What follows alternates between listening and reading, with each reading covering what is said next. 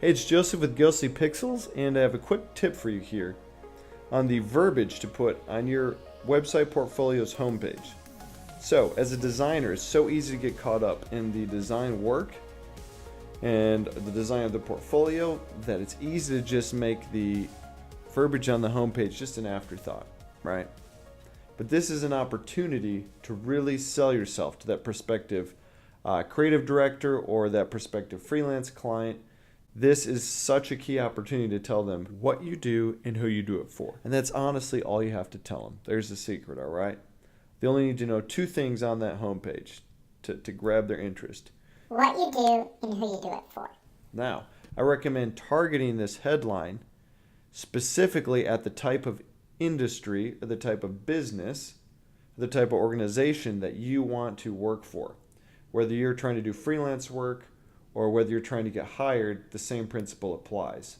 You target what you do and who you do it for at your ideal client or your ideal company that you want to get hired at.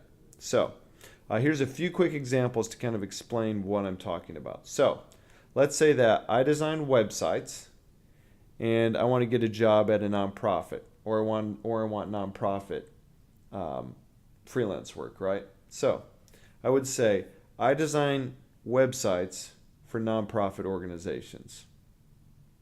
So there you go. And you can embellish it a little bit, but really you only have to hit those two keys. You don't need any more than one or two sentences to get the job done.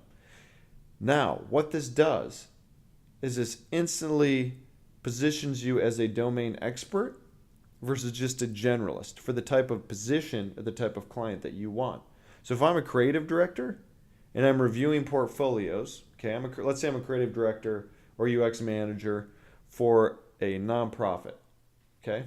So if I'm reviewing portfolio after portfolio, okay, this guy says I design websites, that's cool. This guy says he makes digital experiences and he likes bulldogs and coffee, that's great. And then I get to one where, oh, this designer designs websites for nonprofit organizations, and the work they've chosen to display in their portfolio ties into that, because it is important to have that continuity there, right? You can't have totally different work.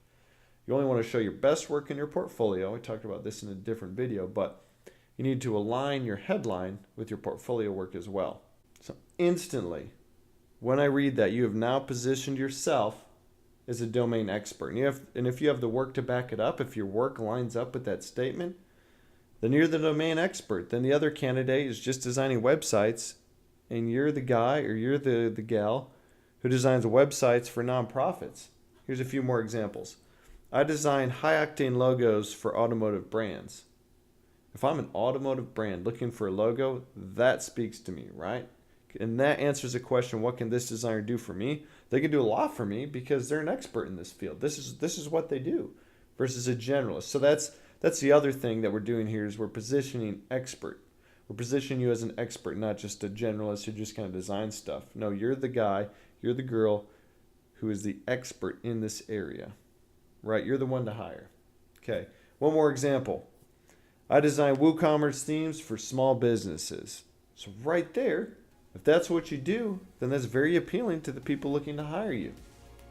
So again, just to sum it up, all you need to tell them on your homepage, What you do and who you do it for. and that answers the question, what can you do for me as a hiring UX manager, as a creative director, as a prospective client? Now I know exactly what you can do for me. I hope this tip has been handy for you. For more videos like this on optimizing your portfolio, on Photoshop, on web design, UX design, subscribe to this channel on YouTube or subscribe to my newsletter below this video. And I'll be sending more videos like this your way.